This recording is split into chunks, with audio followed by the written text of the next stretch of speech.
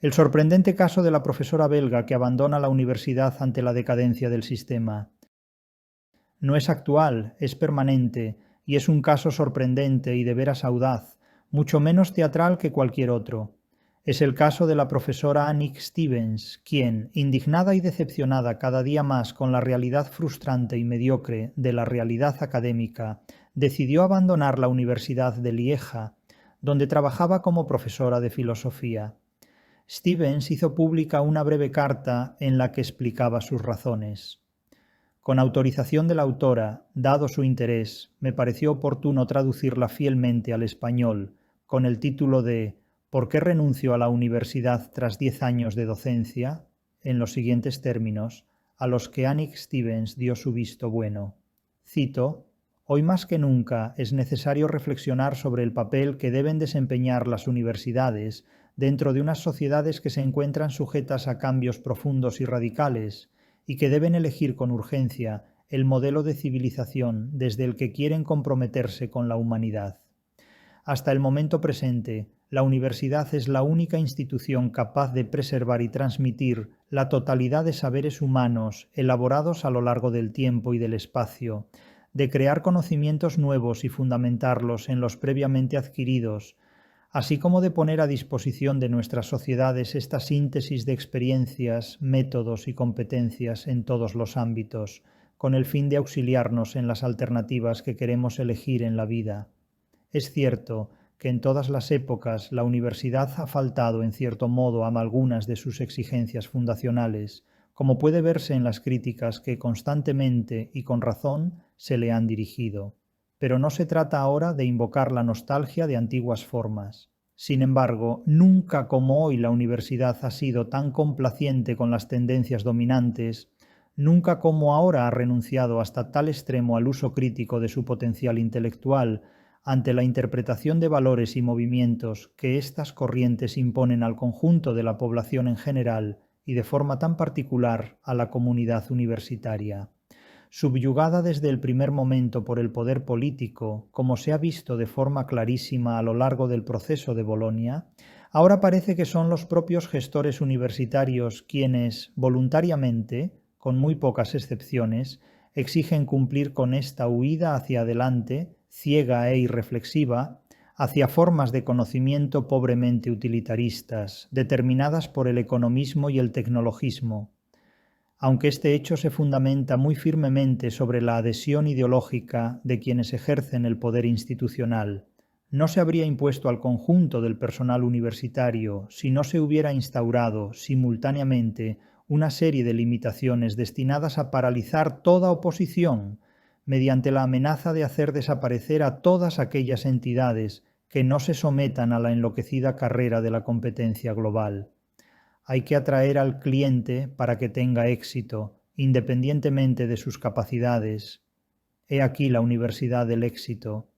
Darle un título que garantice un puesto cómodo y bien pagado, formar en el menor tiempo posible a investigadores que sean hiperproductivos, siempre según los criterios de calidad editoriales, así como excelentes gestores y directivos de empresas, dispuestos en todo momento a ocupar un puesto en las infinitas comisiones y consejos en los que se toman simulacros de decisiones. Simulacros, sí, porque tanto los presupuestos como los criterios de selección y distribución del dinero se deciden en otra parte. Ni una sola cuestión se plantea jamás sobre calidad, distanciamiento crítico o reflexión sobre nuestra civilización. La nueva noción de excelencia no designa en absoluto ni la mejor calidad de enseñanza ni de conocimiento, sino la mejor habilidad para acumular desmedidos presupuestos, ingentes equipos de investigación en personal de laboratorio o largas tiradas de títulos en revistas científicas que son cada vez más sensacionalistas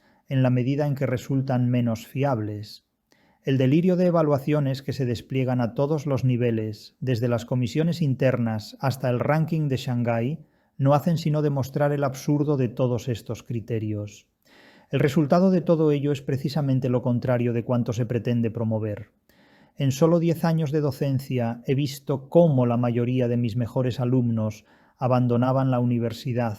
antes, durante o en el momento de haber concluido su tesis doctoral, al darse cuenta del proceder que se les obligaba a asumir a cambio de continuar con sus estudios. He visto también cómo otros renunciaban a sus competencias y verdaderos intereses intelectuales para adaptarse a determinadas áreas, así como para asumir formas de comportamiento que les permitían disponer de mejores oportunidades. Y por supuesto, vi trepar a los trepadores, de pensamiento mediocre y astucia productiva, que saben de inmediato en dónde deben ponerse y a quién deben pegarse, que no tienen ningún inconveniente en escribir siempre de acuerdo con las normas editoriales, de modo que así todo es más rápido en tanto que menos exigente. Salvo las escasas excepciones de quienes tienen la posibilidad de llegar en el mejor momento con la mejor calificación al puesto oportuno, los demás son precisamente los más hábiles mediocres. La reciente reforma del FNRS acaba de suprimir las últimas posibilidades disponibles para aquellos estudiantes que solo se valen de sus capacidades intelectuales, haciendo prevalecer la evaluación del laboratorio sobre la de la persona. Semejantes extravíos presentan variantes y realizaciones diversas según disciplinas y países, pero en todas partes nuestros colegas confirman las tendencias generales. La competencia que se basa exclusivamente en la cantidad, la selección de temas de investigación impuesta por organismos financieros, todos ellos al servicio de un modelo de sociedad según el cual el progreso humano se basa únicamente en el crecimiento económico y en el desarrollo tecnológico, hipertrofia de la actividad administrativa y de gestión a expensas de un tiempo que debería dedicarse a la docencia y a la investigación.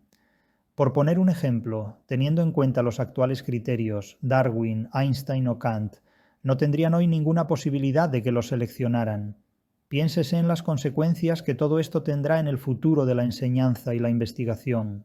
¿Es que se cree posible mantener contento al cliente proponiéndole una formación de tan estrecha envergadura?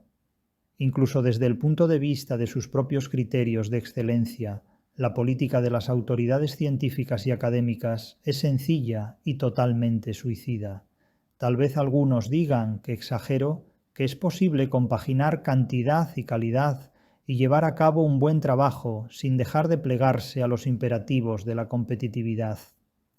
La experiencia desmiente este optimismo. No diré que todo es nefasto en la universidad actual, pero lo que hay de bueno en ella procede de la resistencia a las nuevas medidas impuestas y no a su aplicación. Y esta resistencia se irá debilitando con el tiempo. Se confirma, de hecho, que todas las disciplinas académicas se empobrecen progresivamente, ya que las personas seleccionadas como más eficaces son también las menos sólidas, las más limitadamente especializadas, es decir, las más ignorantes, incapaces de comprender la complejidad de sus propios resultados. Incluso aquellas materias con un fuerte potencial crítico, como la filosofía o las ciencias sociales, se pliegan a las exigencias mediáticas y se mantienen siempre con suficiencia en un conformismo que les permiten librarse de la exclusión en la batalla de la productividad, por no hablar de la incapacidad para asumir la incoherencia entre sus propias teorías críticas y su aplicación práctica, cuyos representantes se ven obligados a adoptar a título individual con el fin de alcanzar un puesto desde el que hacerse oír. Sé que muchos colegas comparten este juicio global y tratan heroicamente de salvar los muebles, en un ambiente de resignación e impotencia. Incluso se me podría reprochar que abandono la universidad en un momento en el que habría que luchar desde el interior con el fin de invertir el proceso. Precisamente por haber llevado a cabo varios intentos en este sentido, y pese a la estima que profeso a quienes se esfuerzan todavía por contrarrestar tales estragos, creo que la lucha es inútil en las actuales condiciones, dado el poder de unión entre los intereses individuales de algunos de nosotros y la ideología general a la cual se adhiere la universidad.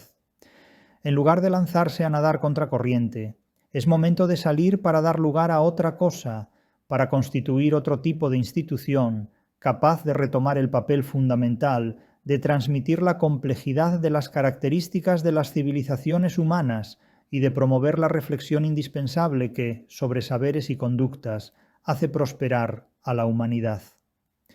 Todo está por hacer, pero en el mundo hay cada vez más personas que disponen de inteligencia, cultura y voluntad para llevarlo a cabo.